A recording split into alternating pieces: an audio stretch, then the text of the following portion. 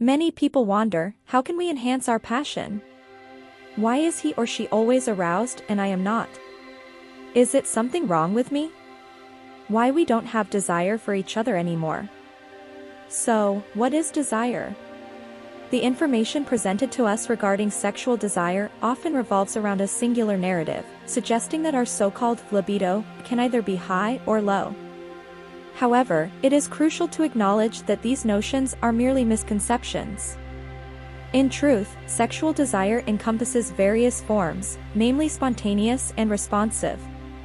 A must-read New York Times bestseller, Come As You Are, The Surprising New Science That Will Transform Your Sex Life, written by Emily Nagoski, reveals the true story behind female sexuality, uncovering the little-known science of what makes us tick and, more importantly, how and why. In the book, Emily Nagoski explains the science of responsive desire. So, let's see how desire works. Suppose you're just washing dishes and you are thinking about what are you going to cook the next day, not even thinking about sex, and your partner comes along and starts to hug you softly, then begins to kiss your neck. Is starting to feel nice, and as the kissing becomes more intense, you feel the sexual arousal kicking in. Pleasure comes first. Then desire. It's called responsive desire, and it's healthy and normal. But it's not what we were taught is normal. Most of us were taught the standard, but wrong, cultural narrative of sexual functioning. Step 1, you want some sex. Step 2, the lightning bolt motivates you to go and get some sex. Step 3, you have an orgasm. This is how it works for some people, but for a lot of people, in the majority of cases, desire, arousal and orgasm work differently, says Emily Nagoski. Maybe you reflected on the reason behind your partner's quick arousal, triggered by a gentle touch, or even an allusion to intimacy, while it takes you a considerable amount of time to feel the same level of desire. If you can relate to this situation, rest assured that there is nothing wrong with your own sexual desires. You could possibly be inclined towards responsive desire, while your sexual partner leans more towards spontaneous arousal. Spontaneous desire manifests itself at certain moments, and it is generally considered to be a healthy and normal expression of sexual desire. On the other hand, responsive desire represents another equally healthy and normal way in which individuals experience their sexual desires. Unlike spontaneous desire, which arises in anticipation of sexual pleasure, responsive desire appears in response to the experience of sexual pleasure. Responsive desire, often referred to as an adaptive sexual response, involves a person's ability to react to sexual cues from their partner. Rather than possessing spontaneous or self-generated sexual desires, it's a reaction to a stimulus. For instance, imagine a scenario where one partner initiates a romantic gesture or display of affection. This act may awaken dormant sexual feelings, giving rise to responsive desire. Contrastingly, spontaneous desire manifests independently, providing individuals with an internal urge or craving for sexual activity. In most cases, but not with everyone, spontaneous desire fades as a relationship progresses. Here's a helpful analogy for responsive desire that Emily Nagoski learned from sex therapist Dr. Christine Hyde.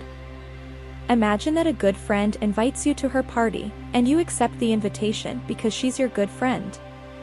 The closer you get to the night of the party, the more you're like, there's going to be traffic, I have to get a babysitter, and even the night of the party you're thinking, I have to put on real clothes and wear makeup, this is such a hassle. But you go, because you said you would and she's your good friend. And when you get to the party, you have a great time. Responsive desire occurs when desire for sexual interaction comes after external environmental cues.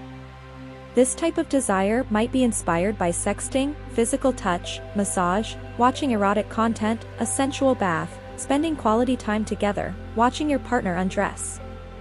Engaging in physical contact with your partner can be a potent catalyst for arousing desire. The gentle caress of their skin, a tender massage after a long day, or a lingering kiss on their neck, can all contribute to their overall sensual experience.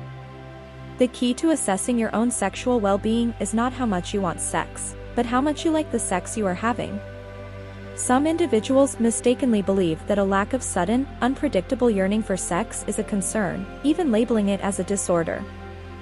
For example, contextual desire, as the term suggests, relies heavily on the surrounding circumstances. Your longing for something can vary greatly depending on the ongoing events in your life. For instance, if you find yourself stressed out at work, your desire for certain things may diminish significantly. The emergence of desire is not a spontaneous occurrence.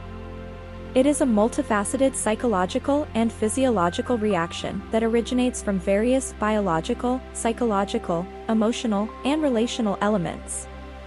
When one is burdened with stress, fatigue, hunger, anxiety, or fear of engaging in sexual activities, it becomes challenging to experience arousal. In conclusion, responsive desire can be cultivated through a multitude of techniques, ranging from active touch and variety to open communication and anticipation. By implementing these strategies into your relationship, you can create a fertile ground for desire to thrive. Remember to embrace diversity, actively communicate your desires, and foster an environment of trust and consent. I hope you enjoyed this video. Thanks for watching, and don't forget to like, subscribe, and hit that notification bell for more content.